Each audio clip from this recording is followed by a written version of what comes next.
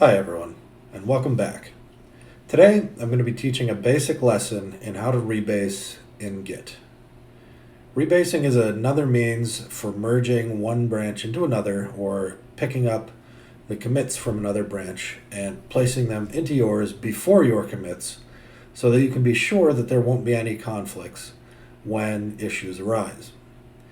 Now, I'm going to throw out a lot of terms and I'll try to explain them. Let me know if you have comments or questions down below. I'm absolutely happy to answer questions. This is meant to be absolutely basic, and this is the flow that we'll be developing today. This is based on 8 years of Git usage and is pretty much an industry standard. There's one thing in here that is not an industry standard, but I'll explain why I do it when the time comes. I'm also going to be drawing a bit, so let's jump right into that. So, when you have in Git a branch, let's say you have the main branch. The main branch has a series of commits. These commits each represent differences in code. So each commit might implement some new feature, it might implement some small bug fix, it might implement whatever. But here you can see we have 5 commits in our main branch. We'll designate the main branch by this color. If someone wants to put code into the main branch, in general, it's best if they use what's called a pull request. A pull request is a request to the branch you're opening it against to pull the commits from the extra branch into this branch, into the main branch in this case. And the reason you want to do that is because it keeps the history clean, history being the list of commits, and it keeps everything in the history when you're adding commits so that later it's much easier to find what you're looking for. There are tons of reasons to use pull requests, and in general, if you're working on an open source project, for example, they'll usually go through pull requests and not do direct merging into branches. It's just a lot more dangerous to do direct merging generally. So we're going to describe the flow for this, for pull requests and rebasing. Okay, so we've got our main branch. Now someone wants to implement a feature. So they make a new branch off the main branch. And what that does is it creates another copy of the code for them that has those same commits. So we'll make it the same color. They're all the same commits now. Everything here, each match left to right or right to left. This person now goes ahead and starts implementing their own changes. I'm going to make those in white. So you start seeing extra commits in this branch. We'll call it branch B. This will be branch A, this will be branch B. In branch B, you have these extra commits. You might have, as many as you need. But branch A can continue changing. So if we add more commits here, let's say someone else also had their own branch and was adding commits to it, and they get merged before this one gets merged, then it will have commits that this branch doesn't have. And so it's a problem, because if you attempt to merge this branch back into here, even with a pull request, and there are conflicts between these commits, any commit here could conflict with any other commit. If that happens, you're going to have a lot of errors, and it might overwrite something, it might give you bad data, it might mess up your code entirely. So what you want to do is you want to do a rebase to make sure that you have control over how these commits are added to your branch. So we're going to do a rebase to take the commits from A and put them into B. And what will happen is, and you'll hear this term tossed around a lot with rebases, you're replaying the commits on top of the other branch. And that's a whole phrase. And what that means is you're taking your commits, temporarily suspending them, moving back to branch A in this case, replaying your commits, in other words, redoing those commits that you had on top of whatever the latest is. This is known as head. Wherever the latest commit is, that's head. And when those commits are put on there, it will check for conflicts with the commits that already exist. And then it will put the commits on top. If there are no conflicts, it'll declare this the new branch and move it back. And then you'll check this out, and it will have the commits inserted right here.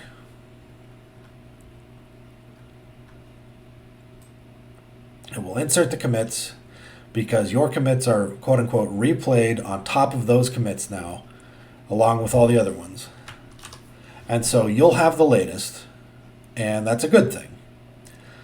What happens after that is you have to force push, because now your history with these commits in the middle here, your history is the only one for branch B which is completely valid, which you know is valid, so long as your commits are done correctly, on top of all the commits from branch A. So something that's really important to remember here is that in GitHub, and Git specifically, everything is done locally on your machine before anything happens on the server. And the reason that's relevant is when you do a rebase, if you don't have the latest, if you only have up to here, and you don't have these commits, then when you rebase, it'll end up exactly the same. In fact, it'll say it's probably a no-op, or you're up to date with the latest and you don't have to do anything. And the reason is, if you didn't do a pull on A, you won't have these commits. And so it won't make a difference. So you will have done all of this for nothing. So what you want to do is, first step, as we can see here, we got branch A and branch B. You want to merge B into A. So you create a pull request for B into A. That is the sort of the basic flow for every project. And you need to make sure that B is up to date with A before B can be merged, because otherwise you'll have conflicts and problems. So the first thing you do is check out branch A. Then you do a git pull. That will give your local copy of branch A all of the current commits from the server. And that's a good thing. So we can get rid of this now.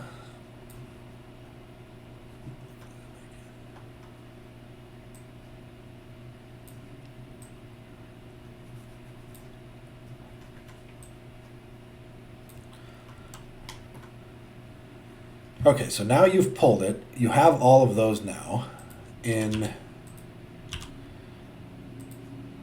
your branch, on your local branch. So now you check out B. So you go back to your branch, the one you were working on. Now this is the thing that is not super standard, but I highly recommend it. It is way easier to work with tags than it is without them. Now normally you can do Git Tag, and this will be the name of the tag, whatever you want to name it. It doesn't matter as long as it's something that you remember. Normally you can just do this. This will associate the name of the tag as a string with the current head commit. Now, if this already exists as a tag, what you'll want to do is add -f. And it'll tell you the tag already exists. Did you mean to update add -f, I believe. But what this will do, adding the tag -f here for current rebase, will update where the head pointer is. So in other words, it just updates where the string that you used for the name is pointed. Okay, the next step is going to be a git rebase A. And remember, this is when you're on B. You should have latest from B already. If you don't, you'd want to add a git pull here. But as long as you pull A, usually B is going to be the most up to date, because you're probably going to be the only person working on your individual branch.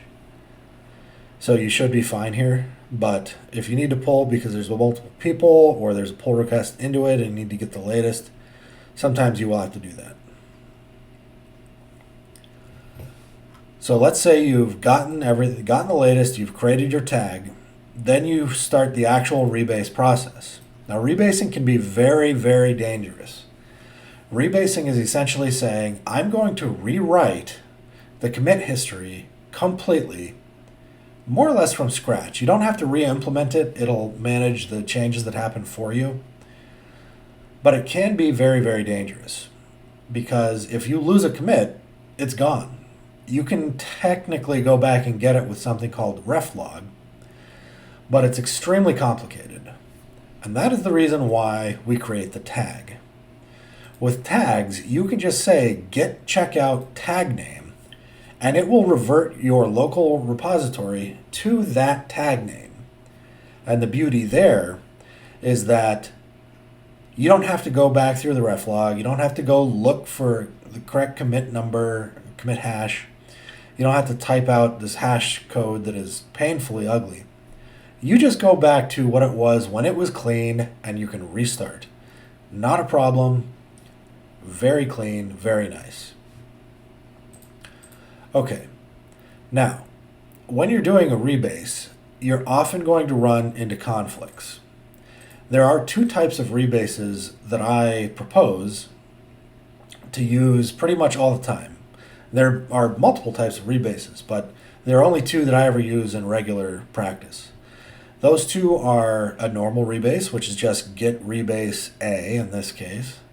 And then there's an interactive rebase, which is git rebase -I, you wouldn't have the parentheses here, A. And what the I does is it gives you the list of commits immediately before it attempts to actually rewrite the history. So in other words, before it attempts to do the replay. And the reason you might want to do that is you might want to make your commit history simpler.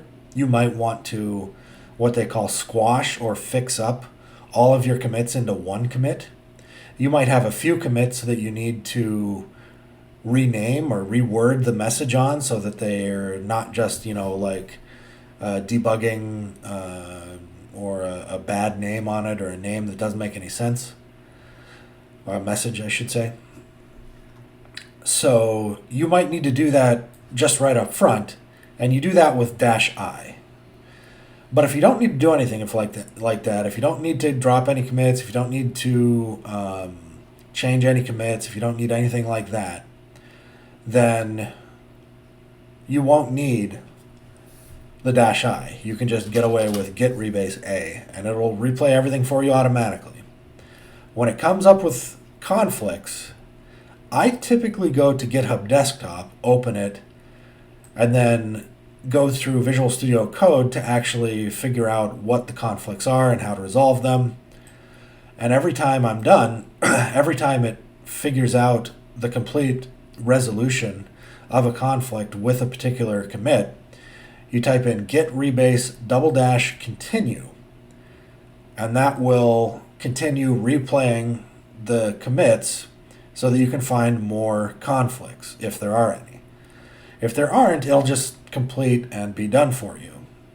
Sometimes you'll see different messages saying it's resolving a conflict in a certain way, because Git is very, very smart about conflict resolution and will only go to you if it's absolutely necessary for the developer or whomever made the branch to decide, well, this is how I'm going to put these two commits together. Because sometimes, Git's just a program ultimately. It can't know how to merge things necessarily if they don't logically work. Like if there's no thing in the code specifically telling them, here's how we merge, it can't know how to do it.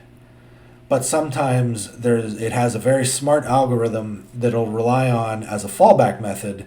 If that doesn't work, only then does it actually go to you. So it's pretty nice. And then it'll try to get through the rest. And then the final thing that you do is you do git push -f. If you forget the -f, you're going to have problems. And the reason is -f here stands for force. So you're doing what's called a forced push. A forced push is saying, take the history of the branch that is being rebased and force it to be whatever my local history is. Because I have resolved all of the conflicts, I have all of the correct commits, and I need to make sure that it's equal to my branch history exactly before I merge that back in. Because if you haven't resolved the conflicts, then those will still be there when you're attempting to merge. So you have to resolve the conflicts during the rebase, and then you force the push because Git can't know locally or on the server. It can't know on the server if that's correct. Now you'll often see in GitHub, and I'm going to show you how to do all this. I'll do a demo here shortly. But when you're here, it'll often have a push and a pull listed under this.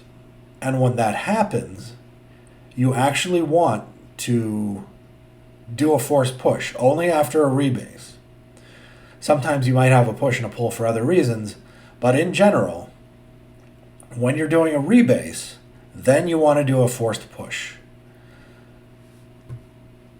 Okay, so let me show you how I go through this, and I'll do everything here except for this pull, because again, that's usually not needed. The first thing I'm going to do, I've got two branches right now. Let me pull this over. And if I just do a git status, you can see I'm on temp teaching rebase. That's my branch A. I also have temp teaching rebase 2. This one's already pushed the origin. The other one is as well, meaning it's on the server. So the server has a list of my commits. I have a list of my commits. We can check git status. We're good to go. Both branches are clean, so the first one is A, the second one is B. Okay, so I'm going to go back to the first one. And now I'm going to make a change. So we've got this down here. It says temp conflicting place. So I'm going to change this. We're going to change it pretty drastically. Okay, and we'll save it. Now, you can see here, if you want to do it here, you can just hit this little plus sign. That says stage changes. So if we stage the changes, that means there's now a commit that is ready to go, or a file that is ready to go, that we have marked as, hey, this thing is ready. So if we do a get status now, you can see we have this modified. So we'll do a git commit now, and this lets us add a message. So if we say temporary change 1, now our commit is in there. So now we can see our branch is ahead of the origin by 1 commit. In other words, we have 1 more commit than what's on the server. So let's do a git push. Okay, now our local matches what's on the server because we had that one. So we can do a git status and it'll say working tree clean. So now I'm going to check out the other branch.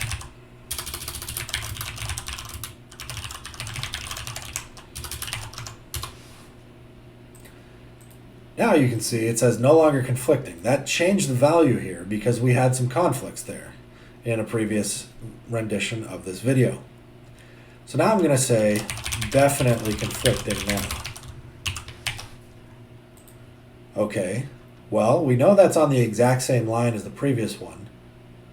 So what's going to happen? Well, we can stage it on our local branch and our local repository.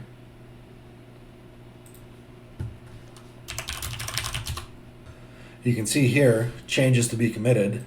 So staging it means these are the changes you want to add to a particular commit.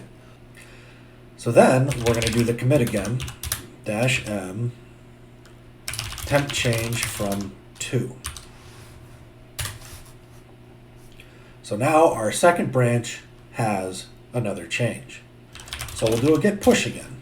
And notice this is all just normal stuff. This is all the normal way that any two people might use Git. But now, our branches are no longer based on each other. Previously, temp teaching rebase 2, this one, was based on temp teaching rebase, the first one. I didn't name it 1, but it was based on that one. So, if we're going to go through the approach that I've outlined with 1 and 2 here instead, and we want to merge 2 into 1, the first thing we're going to do is git checkout A.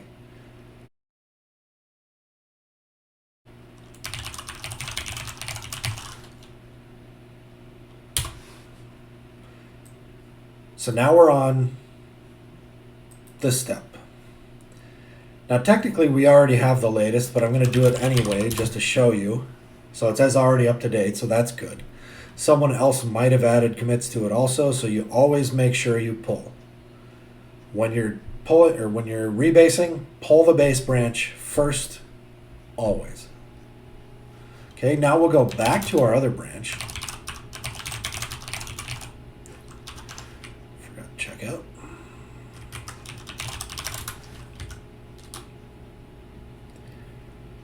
Okay, now we're going to tag it. Everything is exactly where we want it before we want to start our rebase. You can do the git pull here if someone might have changed your second branch, but in general I haven't found that you need to do that. So what you'll do is you'll say git tag current rebase. So now, if I do git status, everything's exactly what you'd expect. On branch 2, it's up to date with the origin, meaning what the server has is what I have. So we're ready to go now that we have our tag created.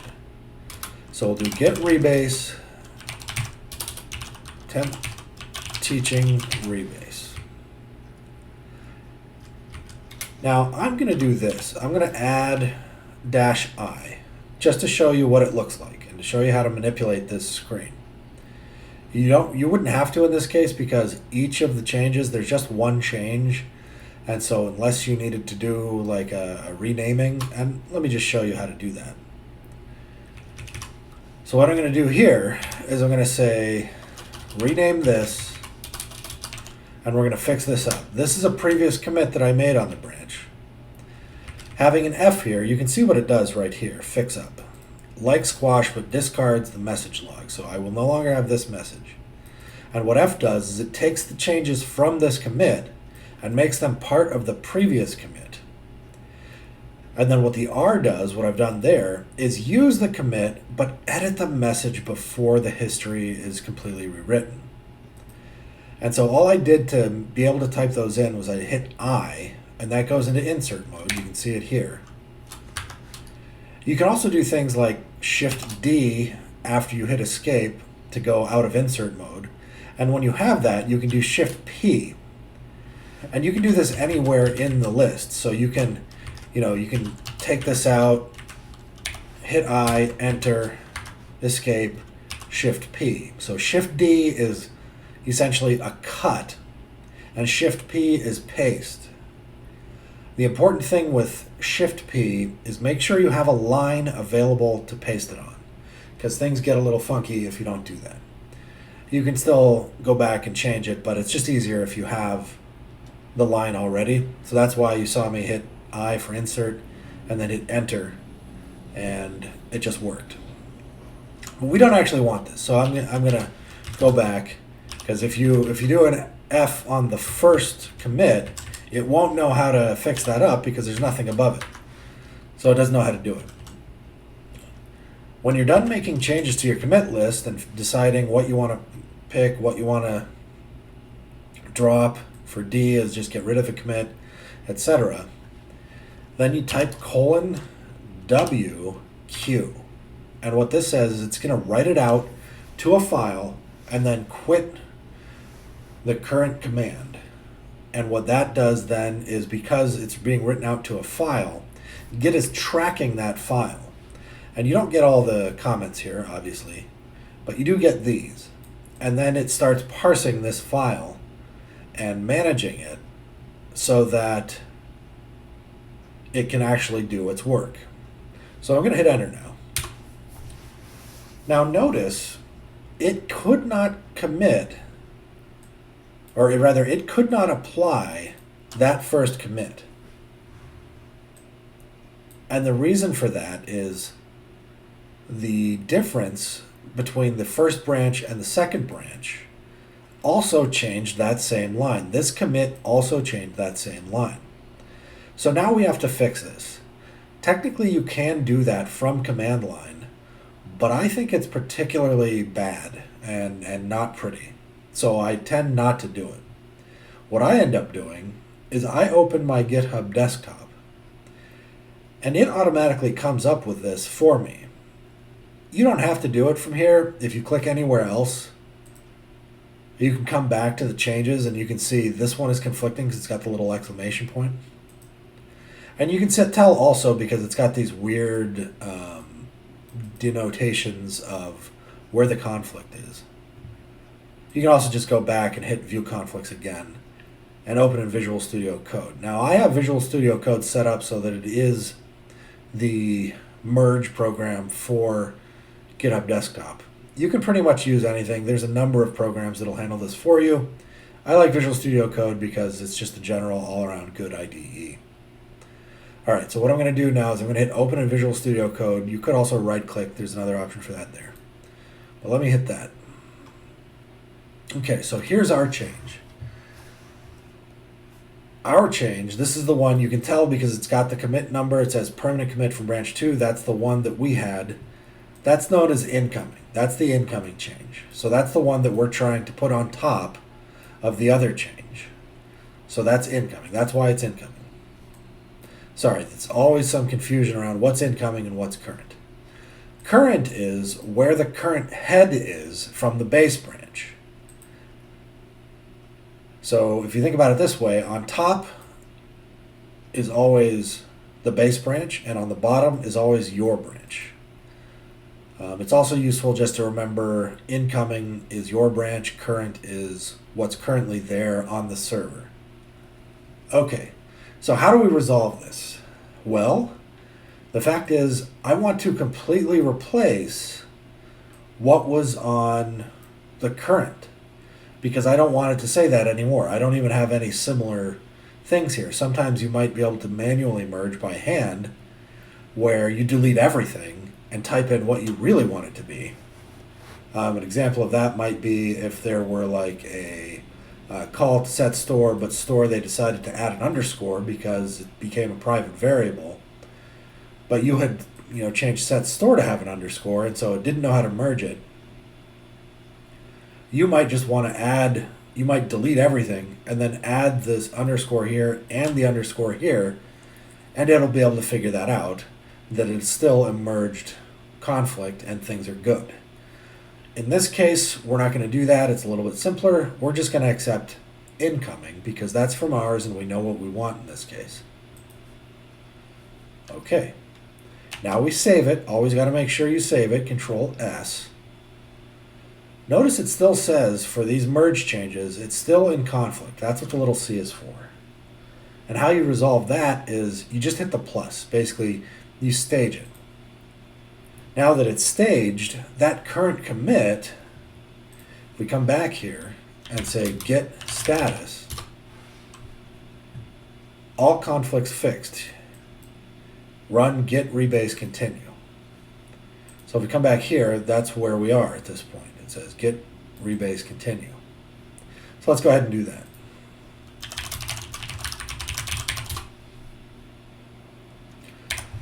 Okay, and now what we're going to do is because we got to do the action now, we had reword if you remember. You can even see that it says we're rewording. That's the last command. So let's do that. And we'll reword it as that. I just hit I to add and delete text, and then escape, and then :WQ again to write out to that file, which is managing this. And then it was able to actually rewrite everything else. Let's go see what it looks like now, because remember, we had two commits, but we fixed the bottom one up. So that made the bottom one, it made it so that the changes from that were applied to the top one. So let's see what database looks like now. And now it says definitely conflicting now. If you remember, that's not what we had before. We had changed it to something else. So if you're going to fix up or squash, make sure that you're not overwriting things that you wanted to be in the base branch. Okay, now what? Well, let's go look at our thing here. If we mess up, now would be the time to say git checkout current rebase. The fact is, though, you can do that at any point. If you even do a force push where it rewrites the history, which we're going to do next, in fact, I'll do it right now, git push -f. So now if we look at our history, we can see that we had the temporary change from 1. And now we have the first commit from branch 2. So now that has that. Exactly what we had after fixing up. So now, because we force pushed, we told it, enforce the history from our branch and place it into the origin, or in other words, the server.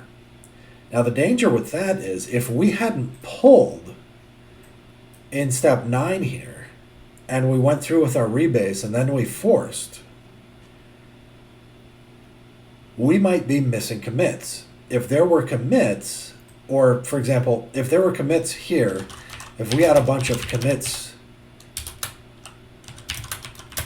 here after we checked out B, but we didn't get latest, if we didn't do a git pull here,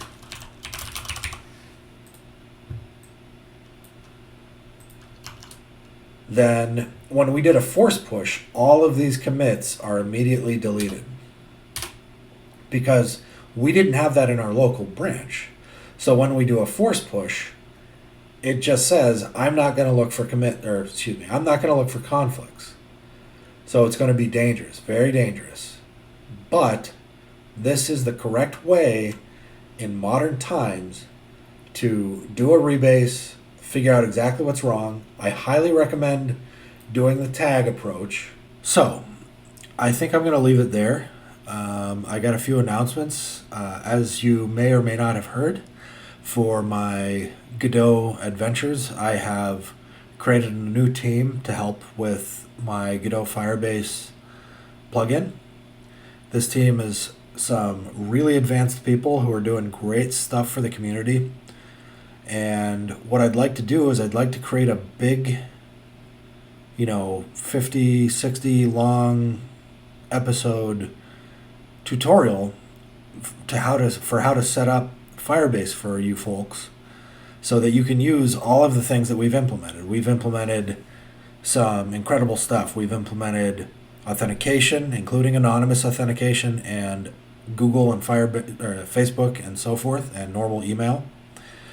We've implemented controls that let you just drop them into your application and you automatically have authentication available.